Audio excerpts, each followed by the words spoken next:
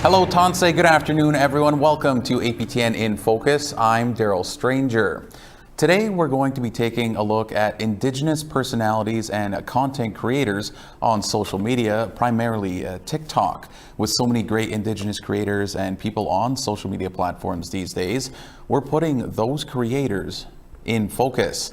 Now, as always, we would love if you joined in on our conversation.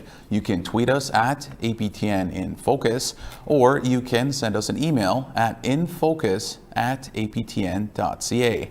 Now, before I introduce you to our fantastic guests today, here's a little something from one of our guests. It's been a tradition for a very long time. The reason why is because the baby feels safe and secure, and it makes them feel like they're in the womb again. I'm gonna make some bannock. Preheat your oven to 400. You need baking powder, lard, and flour.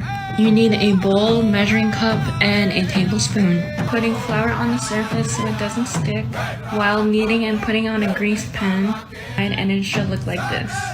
And trust me, it tastes really good, especially when it's fresh out of the oven. Not everyone gets to pass peacefully. Red is a representation for those who are troubled in the spirit world, finding their way back, so we can lay them to rest peacefully. Now, our first guest you may be familiar with. Influencer Michelle Chubb is a Swampy Cree from Bunabonabee Cree Nation in northern Manitoba. Her videos have amassed over 23 million likes on TikTok with a variety of different video styles and different video personalities as well. And she joins me now. Michelle, thanks so much for joining us here in studio on APTN InFocus. So we're talking about all things TikTok and social media and that sort of thing. So I guess my first question is, how did you sort of start, or what sort of prompted you to start doing some social media stuff? Well, back in 2020, that's when I first started in January. Before that, I was just watching TikToks. I was a viewer.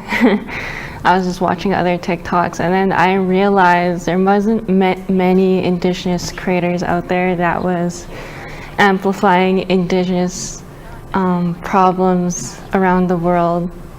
So I wanted to take that into my own hands and amplify the Indigenous problems we have, and to have people know about Indigenous people. So did it start as like a pandemic thing? Like because of the pandemic, you're like, you know what, I'm gonna start doing this. I have lots of time, you know, like let's just get some of these different voices and opinions out there and feature some of, you know, my culture and then other people's culture. Not really, because I started TikTok before the pandemic. Okay. So then I was working with my dad, and then TikTok was kind of like a fun thing for me. So I kind of turned it into a hustle. So I then quit my job with my dad and started making TikToks full time. Okay. And then that's when I started to blow up with all the information I put out there with my TikToks. Well, and just on that note, I mean, you have hundreds of thousands of followers on both Instagram and TikTok. Like, was there a certain like night maybe that you blew up, or was it just sort of over time that you just sort of started gaining all these followers? I think there was this one video where it was one of my first videos I made. It was the one that really blew off for me, and then it brought people to my profile, and that's when I started getting more followers. So I made more content about Indigenous people. So So what do you think draws in so many followers? Like, why do you think these hundreds of thousands of people care about what you're posting? Oh yeah, I think it's because it's different in the world. Not many people know of Indigenous people, so of course they're going to be drawn to something they don't know. Mm-hmm. So they will want to learn more about Indigenous people and what we do. And just with your content, is that sort of what people can expect? Like if they don't follow you, or if they, if they don't know about your content, like can you sort of describe what your content is? Oh, well, basically my content is well, mainly Indigenous, right? Because I'm an Indigenous person. I want to amplify Indigenous businesses, amplify Indigenous people, icons. I want to be able to put a light on the problems that we have as Indigenous people, the problems that we face, like MMIW 2S, the Clean Water Advisory. There's like so many on the list that I can like just name right now, but like it would take too long. But like, yeah, that's basically, ever since I was young, I wanted to have people know about us. And is that some of the messaging as well, I guess, that you're trying to get out with your videos is, hey, there are some of these problems and here's my voice, and trying to amplify some of those messages? Yeah, basically. I want, also encouraging other Indigenous youth to come out and out of their shell and be themselves. And were you like a shy person growing up? Like, is this sort of the TikTok sort of help you come out of your own shell? Yeah, that's so funny when you ask me that, because I was super shy. Like, I don't know if you met other natives growing up in high school and they're like super shy in a white community. I was like one of them. And I don't know, I was always pushed into my shell growing up with other people challenging me. So TikTok kind of helped me open up more and embrace what I always wanted to show others. And kind of on that same note, I mean, why is it so important that we have Indigenous voices on TikTok and all these social media platforms? Why is that so important?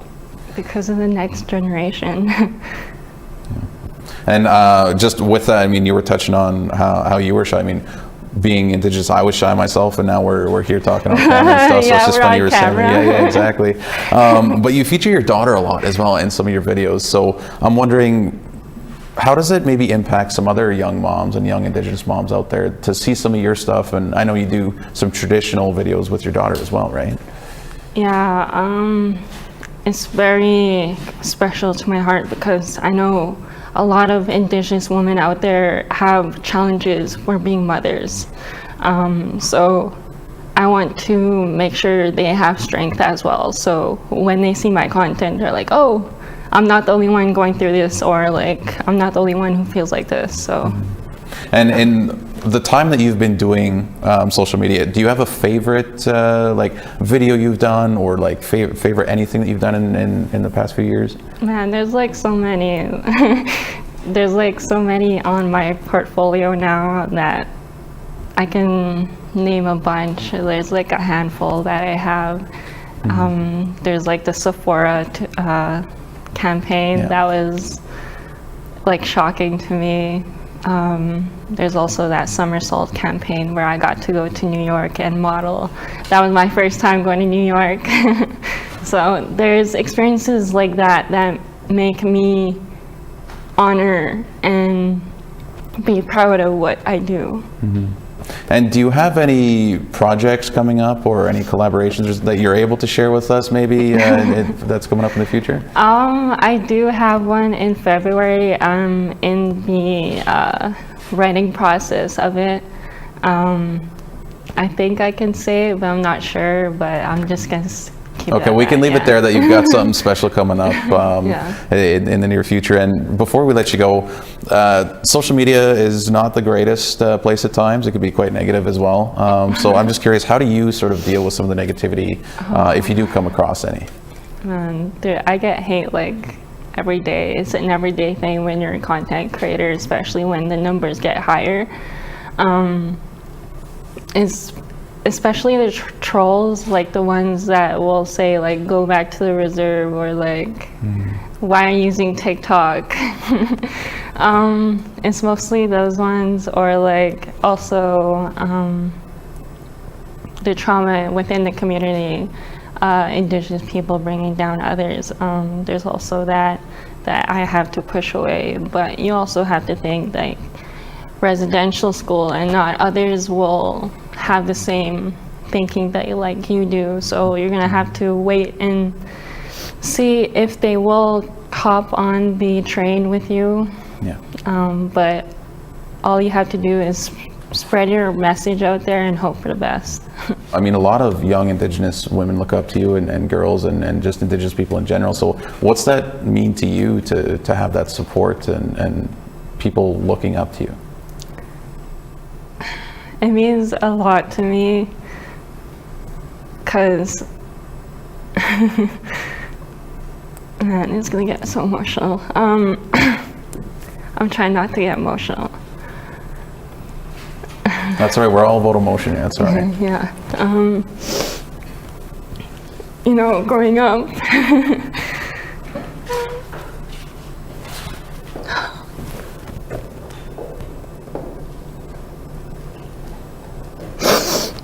It obviously means a lot to you to have these people that look up to you, right? yeah. Because growing up, I needed that figure in my life. I was so alone growing up, like I was isolated from my community. Like I grew up in the city away from my own people. And it's kind of hard to, stay in the culture because you're kind of away from it. And to have these people look up to me, it's like, I have tears. Yeah, it means a lot to you for sure, and I know sure. it means a lot to other people to have you sort of, they might not know you, but they sort of know you through online, right? So it means a lot to them as well. Yeah. So I think that's a great way to maybe wrap up our short discussion here. I think that's a great way to end it. So Michelle, I want to say thank you, miigwech, to you for sharing some of what you do and how you do it, and just sort of your insight into everything. So I want to say thank you, miigwech. Yeah, can ask about them. All right, we have to step aside for a short break, but still ahead, more Indigenous social media talk. Join our conversation now. Like us on Facebook on our APTN News page, follow or tweet us at APTN InFocus, and send your thoughts to infocus@aptn.ca.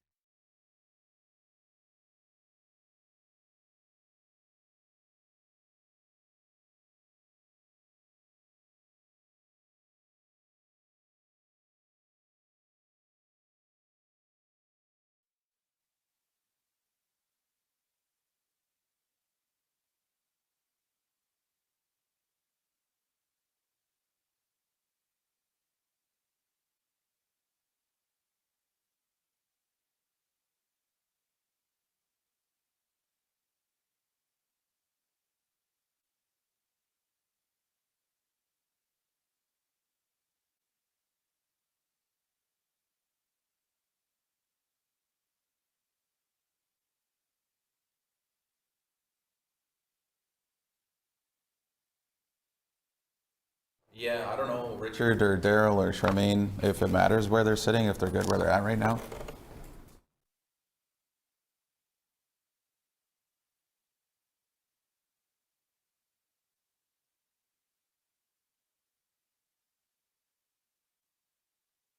Each individually to count to 10, just for the mic levels. Sure. Start with Sarah maybe. And then... 1, 2, 3, 4, 5, 6. Okay, and then Julie. 1, 2, 3, 4, 5. Okay, perfect. We're all good. Thanks so much.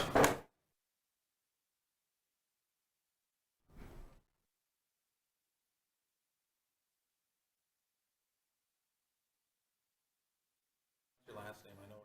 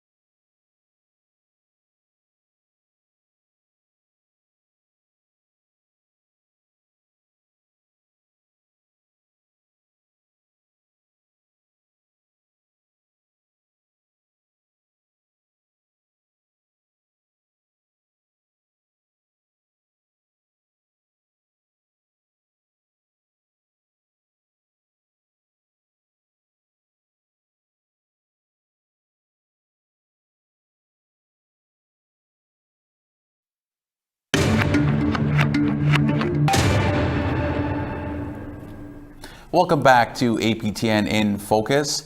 Today we are looking at Indigenous social media personalities and the importance of having Indigenous creators on social media platforms.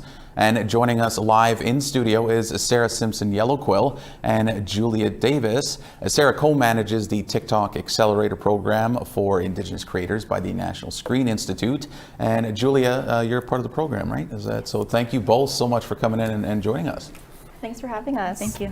So, Sarah, we'll start with you. Can you just sort of tell us what the Indigenous Creators Program or Indigenous TikTok Creators Program is? For sure. This program we started last year as a pilot in partnership with TikTok Canada, and it was so successful last year that we ran it again this year. And essentially, it's an online program that we designed to teach and to provide tools and just shared experiences from other content creators on the TikTok platform to specifically, teach Indigenous content creators who are wanting to expand their career and horizon within the TikTok app or other social media apps as well.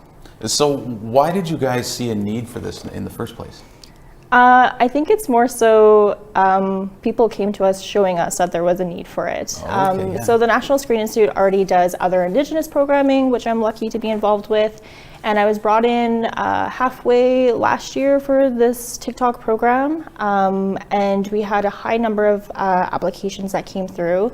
And while I can't share the exact number, this year we tripled from last year. So again, that need is just there from the amazing creators across Canada. Well, and Julia, so you're part of this program. So how did you get involved in all of this?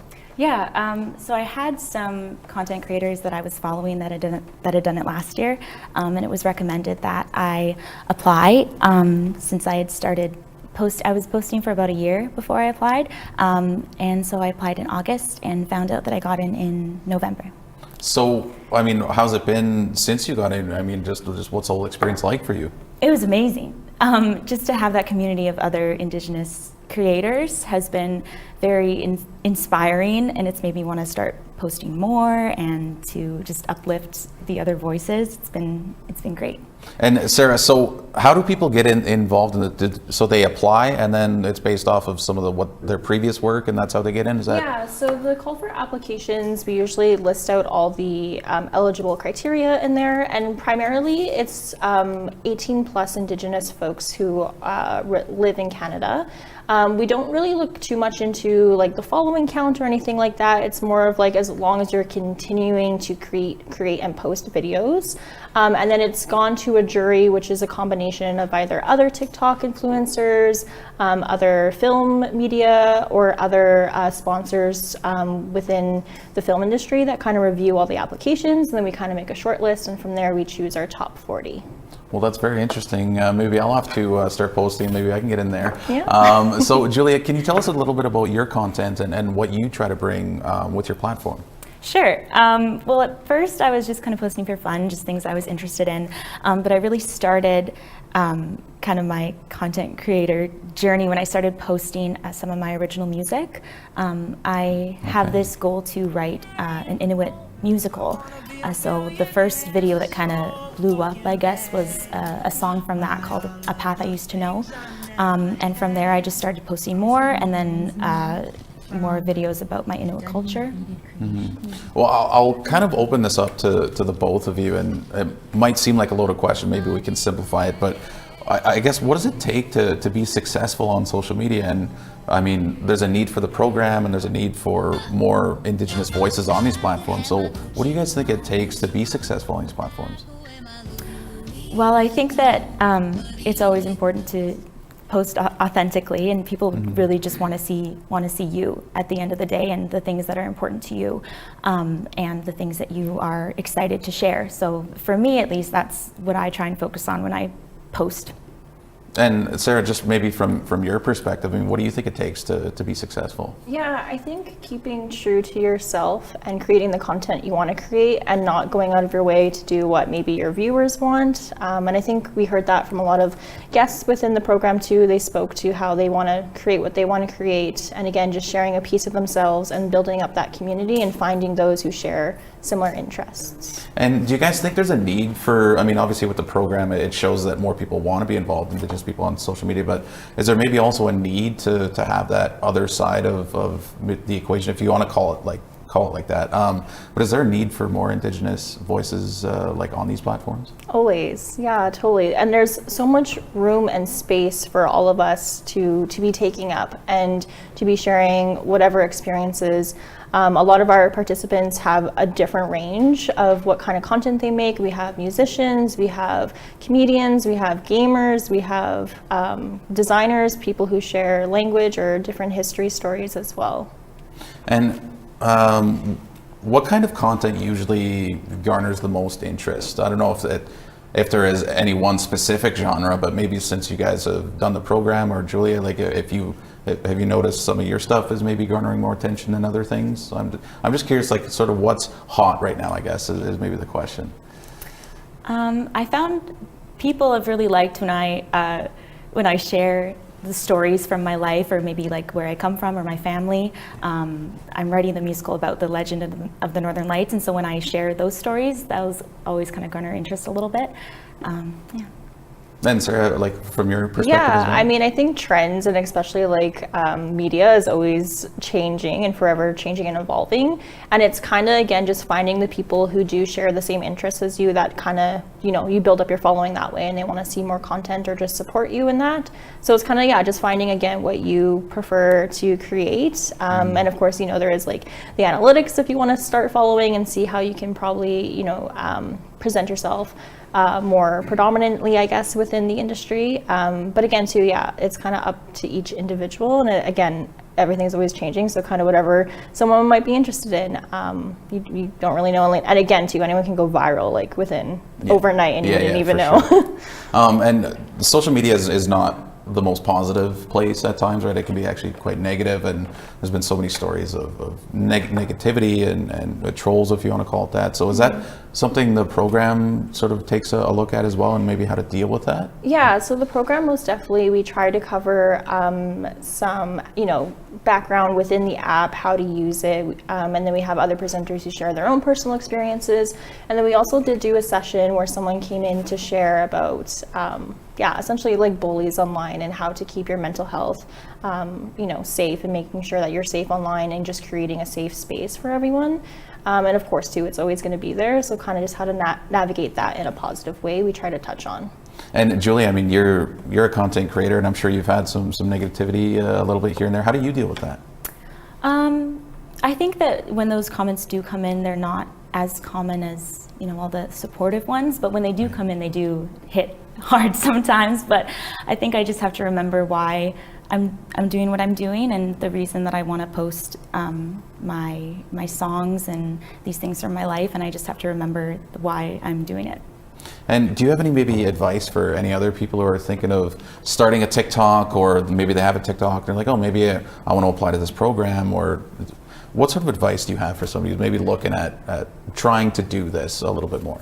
Totally. Apply. I think that I had such a good experience, and I feel like I'm a part of this amazing community now of Indigenous creators. In terms of advice, I'd say we kind of touched on this before, but just stay authentic to yourself. Always protect yourself, your heart, your mental health, because it can be a very intense space sometimes on TikTok. So just protect yourself, stay true to who you are. Yeah, I don't know. And Sarah, with the program, is this something that's going to be continued and made like an annual thing? Is that being talked about at all? At this time, we don't have like confirmation if and when the program will run next year. I think we're kind of looking at the data of all the applications we did get in, so we do see that need, and we'll kind of review that to see if and when we can do the application. And I just suggest following the National Screen Institute on social media, because we usually list all of our calls for applications there.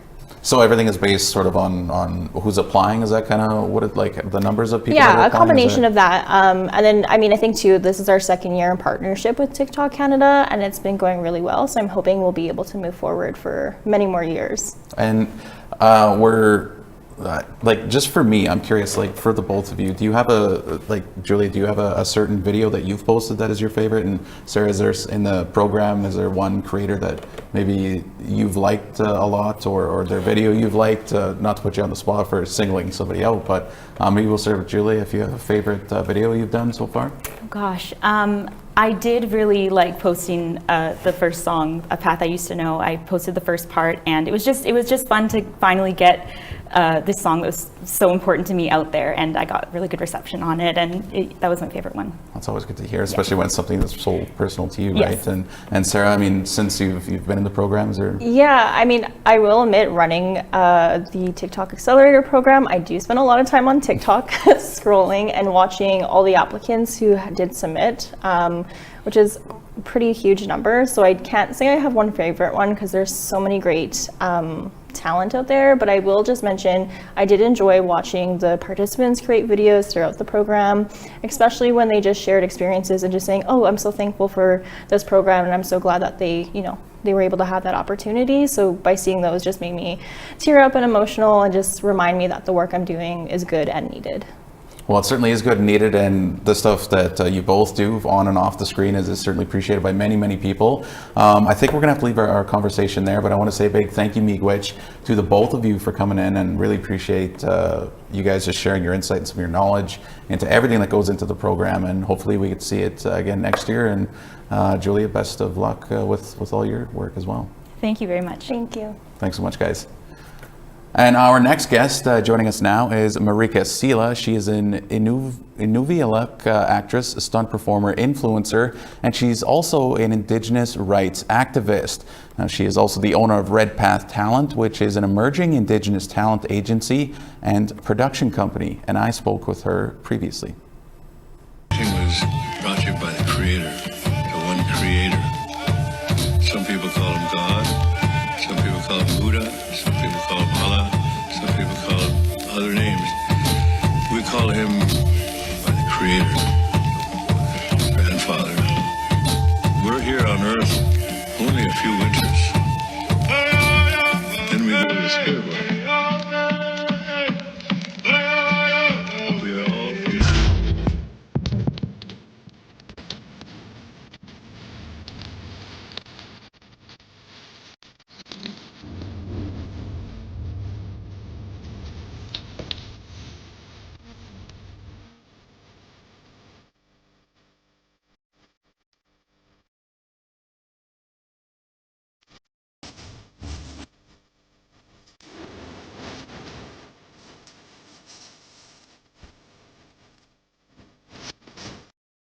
Marika, thank you so much for being here. It's a pleasure to have you on InFocus. So I just want to start off, you're an actress, a stunt performer, an influencer, an activist. I mean, is there anything you don't do? But I mean, how did you get started in, I guess, all of it, but maybe just in each one, and did each one lead into another role maybe? Yeah, well, I just wanted to start by saying thank you so much for having me. It's truly an honor to be here. With acting, I have always wanted to be an actress ever since I was probably 5 years old and obsessed with Miss Congeniality. I probably watched that movie like 100 times, and still obsessed with Sandra Bullock. So that's how it started. And with stunts and special skills and stuff, that just came with the dance experience that I had through hoop dancing. And I just got curious about what else could I do, and how can this lead into my acting career. I'm always looking for avenues and ways to be a better actress and to be a better performer in general. So I just thought it would be amazing to be able to do stunts and special skills on top of the acting. Well, it certainly is amazing. I mean, I don't know how you're able to do all of that. Just one is super interesting. But so here today we're talking and putting TikTok and social media and all of this in focus. So I wanted to ask you, why is it important to bring an Indigenous perspective to all of those platforms? I think it's so important that we're a part of every conversation, whether it's about Indigenous matters or non-Indigenous matters. I think it's important that we have a voice in everything this country does, and in everything in general. And you have almost 400,000 followers on TikTok, and I think it's over 500,000 across all social media. I mean, that's a lot of people. What does that mean to you to have that many people interested in what you're doing and what you have to say? It means so much to me, and it feels surreal sometimes. I remember when I was first starting to grow my Instagram account, and I just thought, if I have 20,000 followers, then like my life will be complete. And I can't say that my life feels complete. I mean, everybody has their own things, but it's really nice to know that that many people support me and my vision. It's been an amazing adventure trying to grow my social media, and I've always wanted a platform to be able to speak about important Indigenous rights issues, and social media is exactly that, and it's such a blessing. So I'm really curious, like, was there a time you realized you were getting, really popular? Like, was there a huge boost in followers one day or overnight or something, or was it just more like a gradual sort of increase? I think for a lot of influencers, it kind of happens overnight, but for me, it's been pretty steady, and it hasn't been like a huge boost overnight. I've had days where it's been better than others, of course, but yeah, it's and periods. Like, I would say about a year and a half ago, I was gaining followers quite quickly when I was using my voice to speak out about Indigenous rights issues, and it's great. I mean, I love what I do, and it's brought a lot of freedom into my life. And just on, you speaking on some of these Indigenous rights issues, what sort of messages do you hope people take away when you speak out, or just from any of your posts in general? Well, I had this realization a couple years ago. I'm big into meditation and self-help and just health and wellness in general. And I was meditating this one day, and I realized that I believe that racism is a lack of compassion. And I believe that racism dies in the face of compassion.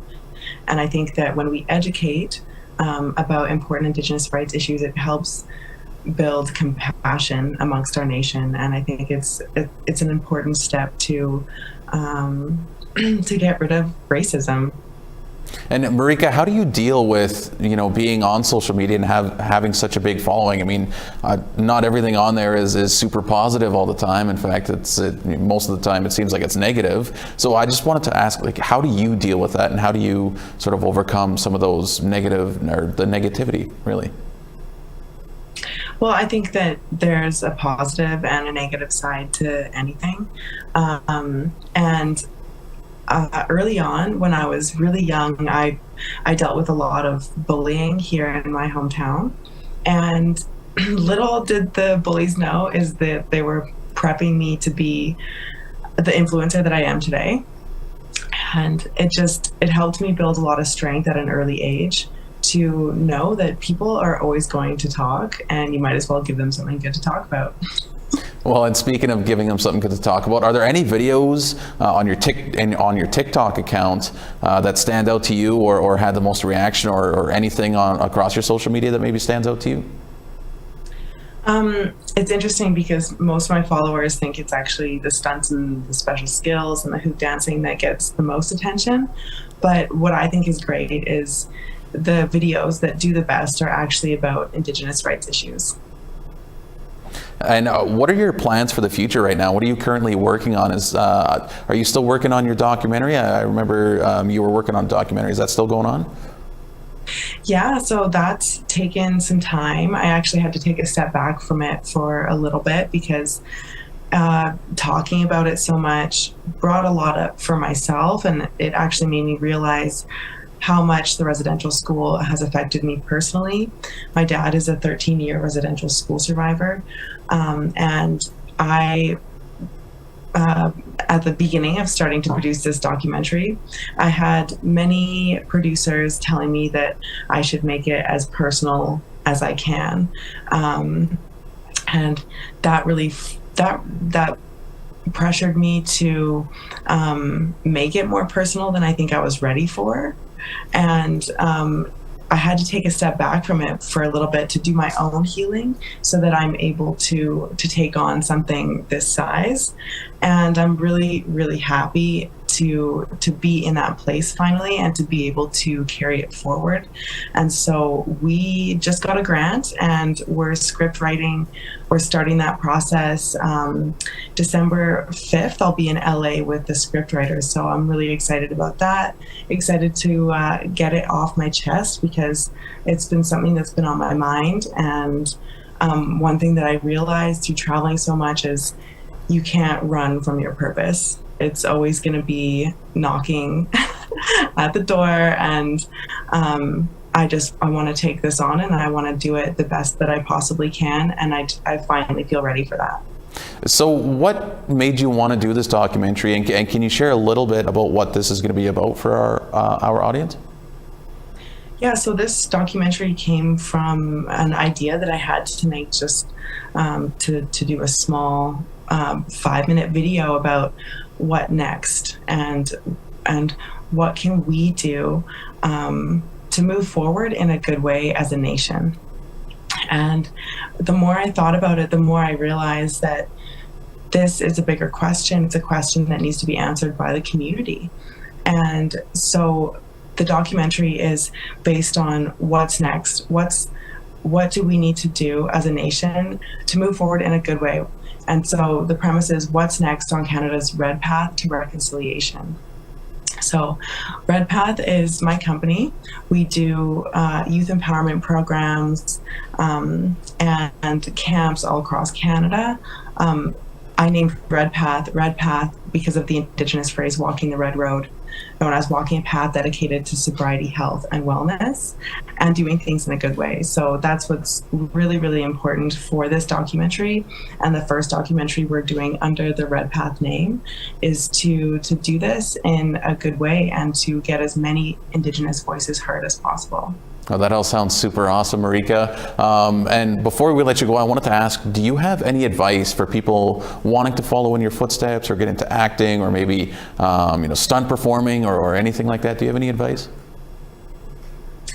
Well, just like I said, people are always going to talk, so you might as well give them something good to talk about. One thing that I notice come up a lot for people that are wanting to step into the spotlight is fear of what people think.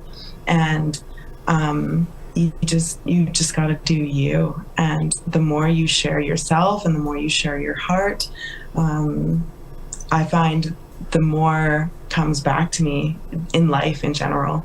And I think it's so important to share who you truly are. And if you're inspired to do that, then just do it and just get out there and don't quit, because it's easy to do something for 1 or 2 weeks, but to stick with something is true discipline. And that's what it takes to be the best at anything. And I'm not saying that I'm the best at anything, but to be to be in the conversation and to be doing the things that you want to do, you have to stick with it no matter what it is, whether it's a sport or whether it's acting. You just have to stick with it, and you're going to have down days, you're going to have disappointments, but what it takes is really sticking with something through it all. Marika, those are great words. I think that's a great way to end our interview with you. So I want to say a big thank you, Miigwech, for coming on APTN InFocus and sharing a bit of what you do and your wisdom and knowledge. And we certainly wish you the best of luck in the future. Awesome. Thank you so much for having me. It's truly been an honor. All right, let's go to our own social media guru, social media editor Jesse Andrushko, to hear what some of you are saying about today's topic. Thanks, Daryl. We asked our audience who their favorite TikToker is. We got a lot of responses, including popular creators like Karen Potts and Sherry McKay, but I wanted to focus on some potentially lesser-known TikTokers. I went through your comments and grabbed some fun videos. Let's take a look. First from Candace, she said her favorite creator was Crystal Harrison Collin and her granddaughter. Here's one of Crystal teaching old-style jingle dress dancing.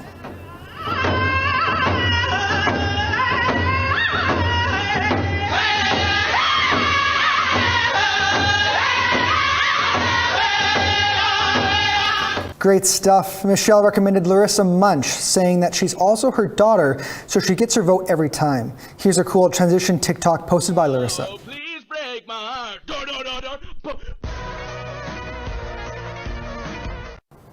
Lastly, here's Julia's favorite TikToker, Atikamekw creator Catherine Boivin. Here's one she posted, when you're late to the grand entry.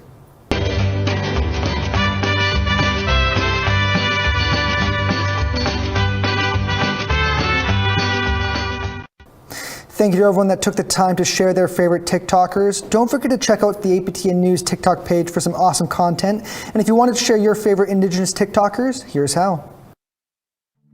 Send an email to infocus@aptn.ca, like us on Facebook on our APTN News page, or follow and tweet us at APTN InFocus. Certainly some great videos there. Thanks for that, Jesse. We have to step aside one final time, but still ahead, we'll chat with a 3-time world champion hoop dancer.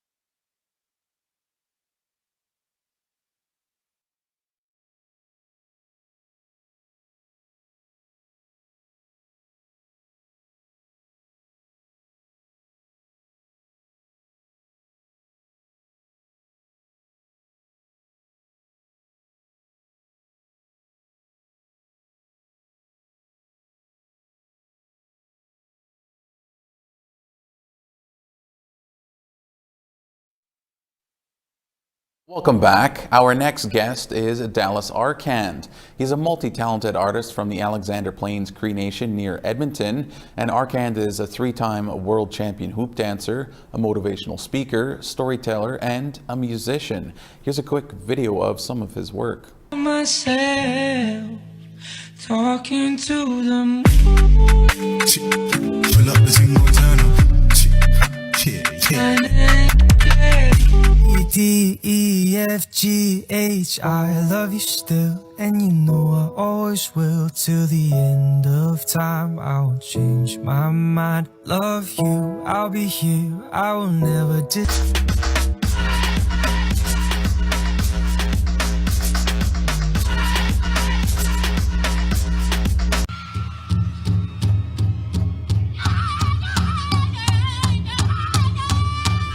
Dallas, thanks so much for joining us. Our show today is all about social media and TikTok and all kinds of things. So my first question to you is, how and when did you sort of make the decision to say, you know, I'm going to do more stuff on social media and TikTok? Yeah, when the pandemic hit, I had nothing better to do, I guess, at the time. And I'm kind of from the old school, I guess. I was an influencer before there was such a thing as influencers. So I've been doing this for 30 years. I started way back in the 90s, way before there was internet or Facebook or anything like that. So I'm an old school kind of influencer. I've been doing this a very, very long time. I think I might have influenced the influencers, if that makes any sense. And you do everything from dancing, and you produce music, and you're also a motivational speaker. How do you do it all, really? Well, it's all just part of, it just kind of all meshes together. It just complements each other, you know, because over the years I've developed my skills as a speaker. I wasn't always a good speaker. I was very shy as a youth. Like a lot of our youth are pretty shy to speak, and I basically just built up my skills over the years and taught myself how to be a good speaker and a good spokesperson, a good ambassador, I guess, if you will. And now you have a pretty big presence on social media throughout, you know, a number of the apps and what have you. So tell us a bit about what you do when you aren't performing and maybe when you aren't posting these videos. Well, a lot of time I'm training and doing other things that I need to do. Right now I'm working on, I've got this new mindset called the millionaire mindset. And I've been developing this for quite some time because I'm trying to put together a program right now to influence more Indigenous people to be financially literate, because not enough of our people are taught those things, you know, and our people have the potential to be investors, to be real estate owners, but it's just a matter of making the right moves and the right decisions in your life. So that's kind of my new mission and purpose in life. That's super interesting, Dallas. I had no idea, and I'm sure our audience is going to be super interested in hearing that as well. So just back a little bit to some of the social media stuff. What can people expect when they watch your content online?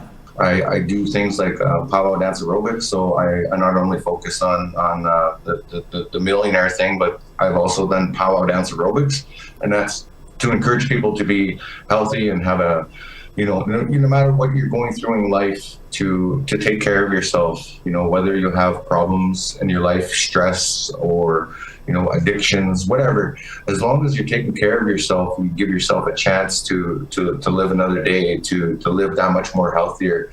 So that's what a lot of my content is, besides sharing my hoop dance videos and the music videos I've done in the past. You know, it's all good. I put the best intentions out there on my platforms, and that's all I could do is just get creative, have fun, and that's all there is to it. Okay, and what is powwow aerobics? I'm so curious. Powwow dance aerobics is basically just taking powwow dancing and combining fitness and kind of putting it together in a program. And I put it together in such a way that it kind of mimicked those you know, those 80s morning workout programs. Those, I don't know if they're still around, but I remember back in the 80s when I was watching TV, I'd always see every morning, I would see these guys in real tight yoga pants just doing these workouts, you know, these body fit workouts. So I thought, why don't I indigenize something like that and make it part of that as well, you know, and that's what I see happening with a lot of influencers these days. And I've recently joined a production called Bear Grease, so that's kind of same thing, right? It's kind of a parody of something. So, you know, and taking something that already works and making it indigenized. So that's how we're indigenizing spaces as influencers out there. That's actually really cool. I'll have to maybe hit you up and try see what some of that is all about. But what are some of the highlights maybe of some of the things that you've done over the years, whether it be in the social media era or maybe even before, like you were saying, you've been doing this for so long. What are some of the highlights that stick out for you? I became a world champion hoop dancer back in the mid 2000s, and that was a big highlight for me in my career. So I won the world championships for hoop dancing 3 times, and that was a big stretch for me. And I remember thinking back then, that was when people were saying that, oh, someday he's going to be the world champion. So I always kind of felt uncomfortable with that idea in my mind, that I had an obligation to fulfill. But I guess that just made me focus more, and that's kind of what I'm talking about with the millionaire mindset too. You know, like if you set your mind to something, even if it makes you feel uncomfortable, just keep on pushing forward, and you'll eventually get to that destination. You know, it's like Tony Robbins says, right? Where focus goes, the energies flow. So that's kind of what I'm doing. And some of the highlights I've done, I've been a part of Calgary Stampede for the past 20 years. I was one of their star performers. I've starred in a record-breaking 8 grandstand shows. No performer has ever been part of 8 grandstand shows. If you don't know the grandstand show, it's the evening show. It's $1 million a night show. And I was part of it for 8 different years, and no other Indigenous performer has been on that show for that long. And I've had some really, really great opportunities. Like last year, even during the pandemic, the government of Canada decided to ask me to come to Germany with them for the Frankfurt Book Fair. So I got to travel with the Governor General, got to even have dinner with them. And you know, those are some of the things that it has happened to me ever since starting hoop dancing. I've had a lot of great opportunities over the years in my career, and I'm very, very grateful for everything that has ever came my way. And I appreciate each and every opportunity, whether it's on a small scale or a large scale. I've always treated those opportunities the best I can possibly do at those times. And why is it so important to have Indigenous representation throughout social media on all these different sort of platforms and apps? Why is that so important to have? Well, because our people need that too. Even though we're kind of a small minority of the population, we still count. Our people need to be inspired too, just like how, you know, a lot of times we are inspired. A lot of our people do watch these programs that you know, they're made by non-Indigenous people, but we still watch them. We still consume the content. So I think in a big way, it's nice to have our own channel. Like the United States, they don't really have an APTN, you know, but the good thing about Canada is that we have that. We have our own television network, and I think that speaks volumes. So I think that Indigenous content creators is really important, because it's showing the world who we really are, and not just being a stereotype or an encyclopedia reference of the past of what once was. And there's lots of great influencers out there, like J. Roy McCocus. He's online scraping moose hides, and he has like 1 million followers. And he's just doing stuff like that, like sharing the culture and sharing the humor of who we are, and sharing the essence of who we are as Indigenous people. So we're not just a stereotype of the past, or you know, the trail of tears of what our ancestors left behind. No, we are here. We are present, we are conscious, we are intelligent, and we are talented, and we have the potential to grow and to be strong and contribute to the world. So that's kind of what I see with it. And on that same note, Dallas, like, why is it important to give viewers access to lessons or teachings and that sort of thing on traditional things like dancing or hoop dancing and that kind of thing? I mean, a lot of people don't get to see that because they don't, you know, they're not Indigenous or First Nations, but people like you putting it out, why is that so important to sort of teach them some of the traditional things, like some of what you do? Well, a lot of times, not a lot of communities have the resources to do so. Unfortunately, a lot of our Indigenous people are living in poverty situations or really unfortunate situations, and that's kind of where I come from and where I grew up. And I remember not having those resources at that time. Like I said, when I started this journey, I didn't have a lot to go off of. I had to basically do it on my own. All I had is the will to do it and the passion to do it. And so what I'm doing as an influencer is giving people that extra push to encourage them that you don't need all these things to do it. And that's part of the story that I share in what I do, is that when I started, I had literally nothing. I was on welfare. I was broke. I was just like any other typical res kid, like I didn't have those resources. So, when life hands you lemons, you have to make lemonade. So that's kind of what the messaging is there. And that's why we share these things, to encourage others to do it. And the next generation is going to be even stronger, because my son, Dallas Arkan Jr., he's out there now doing the things that I did, and he had a head start in life and into doing this. Like, he's a second generation into hoop dancing, and he has a son now, my grandson. So my grandson is actually going to have that much more better of a quality of life, and that's real reconciliation happening from within our communities, and that's what it looks like when it's done right. It's not perfect, but it's done. It's happening, and it's the best way to do it is just to make it happen, whether it's perfect or not. Well, we certainly wish you the best of luck with everything moving forward, Dallas. We're going to have to leave it there. Thank you so much, Miigwech, for taking some time with us and sharing some of what you do. And thank you, Miigwech. All right, thank you. Bye. All right, that's all we have for you this time around on APTN InFocus. Today's episode will be available as a podcast. You can listen and subscribe on aptnnews.ca/podcasts, or find us on your favorite player. And if you missed any of our past episodes and you want to catch up, you can find them and more on aptnnews.ca/InFocus. I'm Daryl Stranger. For all of us here, thank you so much for joining us, Miigwech, and have a great day.